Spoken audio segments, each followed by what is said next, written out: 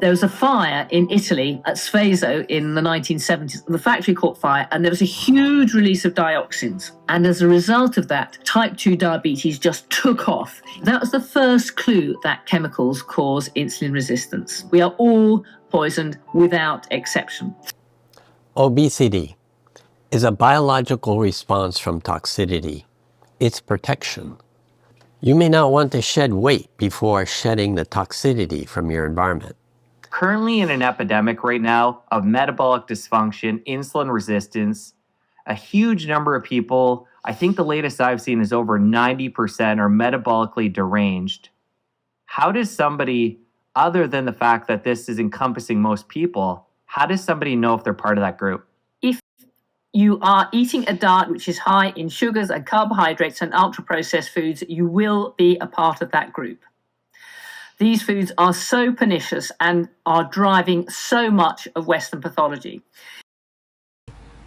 Adding insult to injury here, supplementing synthetic vitamins, fats and proteins, super processing, including the transport and preservation, at best is survival food.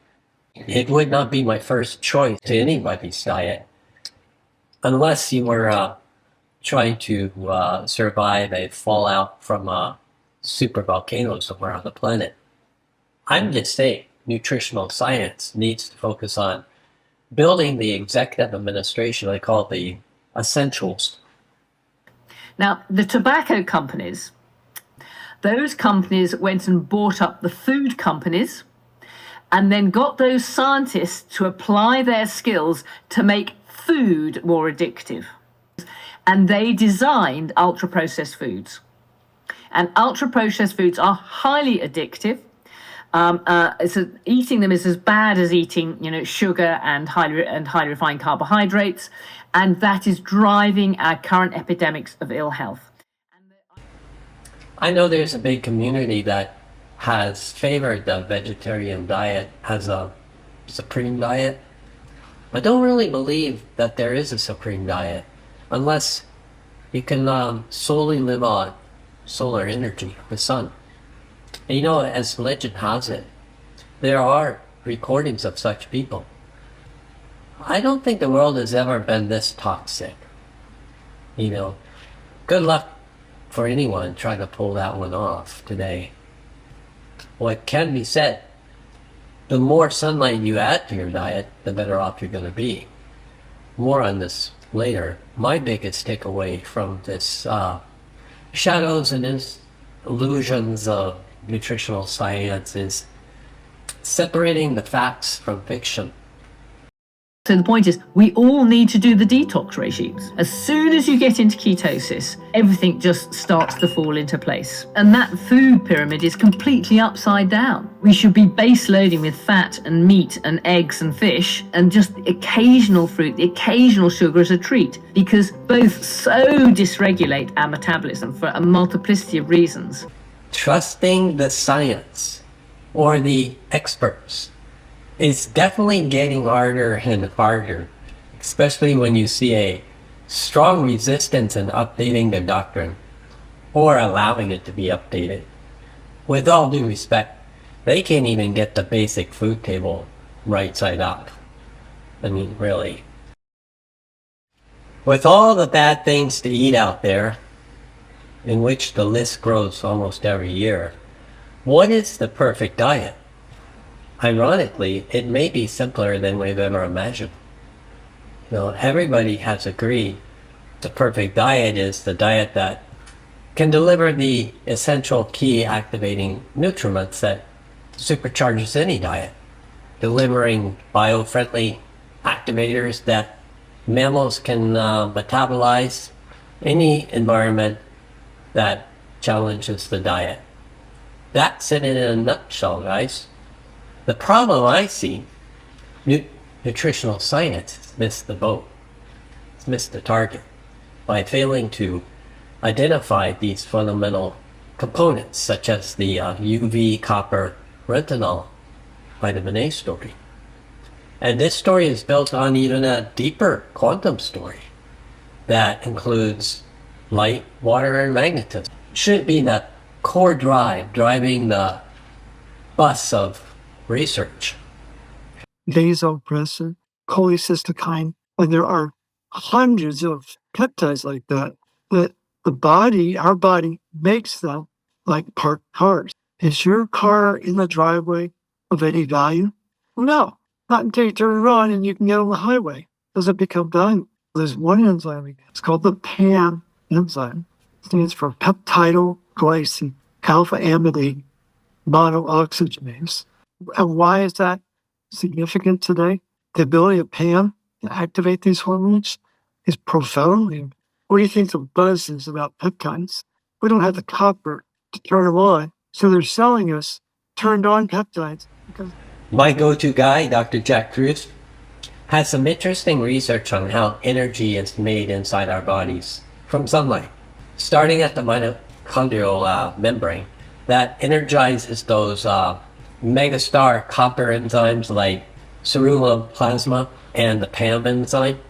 This in turn activates melatonin, leptin, serotonin. there's a very important network of enzymes that are used to load copper into its enzymes. And those are called copper loading enzymes ATP7A and ATP7B. 7B is what makes the master antioxidant protein ceruloplasmin. It's very important. It's the master antioxidant inside the body. Glutathione is the master antioxidant in the cell. And melatonin is the master antioxidant inside the mitochondria. These are very important chemicals, but they're all copper dependent. People don't spend the time talking about that. Peptoglycine alpha amidating monooxygenase PAM. So this is an article written by Joseph Prohaska in 2005. And he's revealing that these two enzymes, the ceruloplasmin and the PAM enzyme, are a true biological clock for humans, particularly as it relates to aging. I just found that article 2 days ago. I thought I had died and gone to heaven because it reveals what they knew 20 years ago about how to measure true bioavailable copper status. Tell us. No, neither of the tests is allowed to be done. Both tests are against the law. Why? Why? Because it blows up the big pharma model. But what he was doing was creating an interface between the two tests to say, wow, do we have a way to measure copper status in mammals that's never been done before? Because if you can't make energy, if you can't turn on your signaling peptides, if you can't communicate, you're not going to make it. We're not allowed to do it. The magic of making more energy and feeling good? Well, it all starts at the mitochondrial membrane, which happens to be the exact thickness to support quantum tunneling, which is where melatonin and leptin get activated inside the mitochondria by solar energy, natural sunlight. It's here electrons are stripped off to build compounds such as hemoglobin. And as you can see, it's very close to chlorophyll.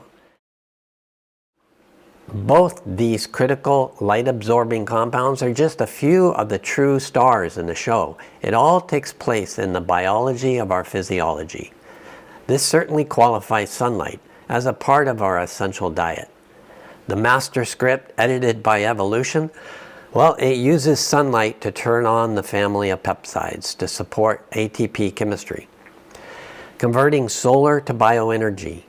The co-stars in the show are ceruloplasmin and palm seed. Both are copper-loading enzymes. Copper is an essential conductor, so naturally it serves as a critical role in keeping the lights on. I'm a diagnostician, and I'm the most curious person you'll ever have on this podcast. You put something in front of me that's a mystery, and bro, I'm going to not stop until I figure it out. I realized immediately, as soon as I knew we made light in us, I had to look for the target of the light. And then I found the target. It was POMC. POMC is where melanin's made from. POMC is a gene that only gets translated from UV light. And then I said, okay, this makes sense. Fritz Popp found that every single living cell emits ultra-weak biophotons in the UV light. So you can imagine, as soon as I heard that, I'm like, okay, Bill Gates, dermatologists, and ophthalmologists are assholes because biology's making UV light. That means it's not toxic. That means it's being used for optical photonic signaling that we don't know about. Okay. I went back to the neurosurgery library and I found this crazy pathway. It's called the leptin melanocortin pathway. And I was like, this is the whole shot. And I started putting the whole story together, and I said, you know what? Light is the biggest part of the story, because we're creating light and we absorb light, and we have all these proteins in us that are chromophore proteins. I said, I started finding UVA detectors on our cornea and our skin. I never learned that in medical school. When I saw that, I'm like, there's a story here that hasn't been told. And then here's the bigger part of the story. Our mitochondria makes a special kind of water. It's called deuterium depleted water. You don't get any deuterium depleted water coming out of your tap at home. And it turns out that water has a high dielectric constant. And what does that mean in English? It means it makes more electrons. What's the story of life? The more electrons you have, the better you do. What do electrons do? Funny little Jewish guy from Bern, Einstein, photoelectric effect. More electrons you have, the more light you could absorb. Here's a fun fact that gets everybody turned around, pointed in the wrong direction. Vitamins, minerals, nutriments, all come in different models. All of them have an active and a storage blueprint. This is important to know, because if there is a deficiency or excess production in the downline, the result is identical symptoms, which can generally be called oxidative stress. This grounds all flights for departure. Iron and vitamin D are notorious for getting ordered to park in soft tissue indefinitely. The same is true for excess production in omega-3s and 6s and polyunsaturated fats, only because the order to recycle gets lost in the cloud. Where he is right, omega-6s or omega-3s outside of DHA can be a problem. Why? Because those fats are much more likely to be oxidized by different processes. Turns out the reason that doesn't happen in us is because we reserve our DHA and recycle it. If you recycle it, it never gets oxidized. But the other things that do get oxidized are the things in your lipid membrane. So when your lipid membranes break down, then you can develop waste products from polyunsaturated fats, and they are a problem. Do I think that certain omega-3s and certain omega-6s are a problem when they're eaten to excess? I personally think that's one of the big problems with the modern Western diet, along with deuterium. I think both of those things are probably germane there. There's not a mammal on this planet that can live without DHA in its brain or its peripheral nervous system. So that's how you know it's special. Not only that, it actually controls some of the things that Rob and Ray Pete talk about. You want to know how to get lipofuscin really fast? Sit inside with fucking blue light on all the time, and you'll get a lot of it, because that forces your cell membranes to turn over constantly. You don't want that. You really don't. But that marking mechanism happens. You mark your proteins for replacement when your circadian mechanism is broken. They call this circadian biology, cycles of rest and activity that matches our planetary cycles of day and night. In other words, it grounds us to the circadian cycles of our planet in a more important way than we've ever thought. And what people don't realize, how does the circadian story fit to DHA? Well, turns out the circadian mechanism of any kind of protein synthesis actually is linked through a G-coupled protein. G-coupled proteins also control the turnover of DHA, omega-6s, everything phosphatidylinositol, choline, and serine in your lipid membranes. If it's off, you're going to turn over membranes faster. I mean, let's make this really simple for people to understand. I've told people that have SIBO or other problems with their gut that the circadian mechanism is designed to turn over your enterocytes in your gut 24 to 48 hours. If your circadian mechanism is off, it doesn't happen. The glycerol backbone of lipids and the SN1, SN2, and SN3 position are which carbon it's linked to. It works, and it's only incorporated into the brain and into the leptin melanocortin pathway when it's in the SN2 position.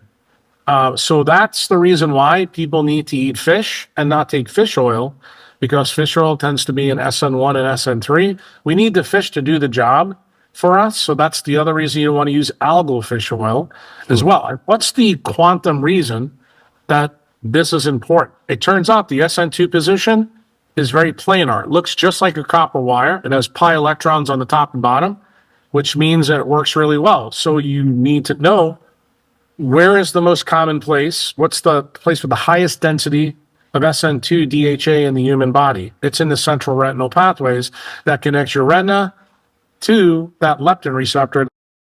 We talk about fish oil, we talk about omega-3 fatty acids, we talk about DHA, and from a biochemical perspective, you might say, well, the DHA that's in my fish oil is the same that's in the fish I could have eaten, but it's not. There's a physical difference in some of the structure.